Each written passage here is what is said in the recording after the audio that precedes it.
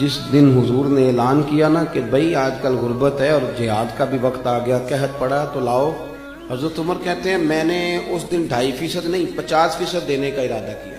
حضرت ابوبکر صدیق رضی اللہ تعالیٰ عنہ تو ابھی آنے والے تھے، جناب عمر فرماتے ہیں کہ میں نے نا آدھی رقم، یہ بہت بڑی رقم ہے، آدھی جائیداد، اس کو چھوٹا نہیں سمجھے آپ، یعنی 50%، اور فرماتے ہیں ہر شہر رکھ کے میں نے ماپی، اور مجھے پتا تھا کہ ابوبکر صدیق کے کاروباری حالات آج کل ٹھیک نہیں، یہ مجھے پتا تھا، باقی معاملات بھی میرے سامنے تھے، قحط تھا، میں نے کہا آج میں جیت جاؤں گا۔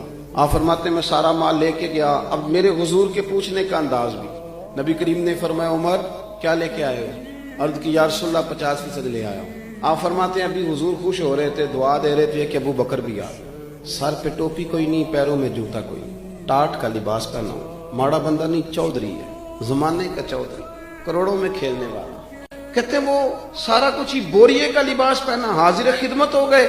حضرت عمر کہتے ہیں میں تو پہلے بات پہ حیران تھا، کہتے ہیں مجھے حضور نے پوچھا تھا لے کے کیا آئے ہو، اور جب ابو بکر صدیق آئے اور سارا مال رکھا نا تو نبی پاک نے فرمایا ابو بکر گھر کیا چھوڑ کے آئے ہو؟ بڑے سیانے تھے جناب صدیق اکبر، کیا خوبصورت جملہ کہا، یہ نہیں کہا حضور سارا کچھ لے آیا ہو، کیا چھوڑ کے آئے ہو؟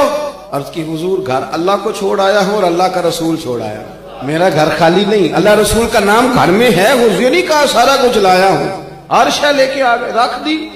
قربان جاؤں کریم محبوب کے۔ حضرت ابو بکر صدیق نے گردن جھکائی ہوئی ہے، ٹاٹ کا لباس ہے، حضور فرمانے لگے ابو بکر آپ کے آنے سے پہلے جبریل آئے تھے، انہوں نے بھی آج ٹاٹ کا لباس پہنا۔ میں نے پوچھا ہے جبریل یہ کون سا لباس ہے؟ فرمایا یا رسول اللہ آج ابو بکر نے پہنا ہے تو رب کو پسند اتنا آیا ہے کہ سارے فرشتوں کو یہی جوڑا پہنا دیا ہے۔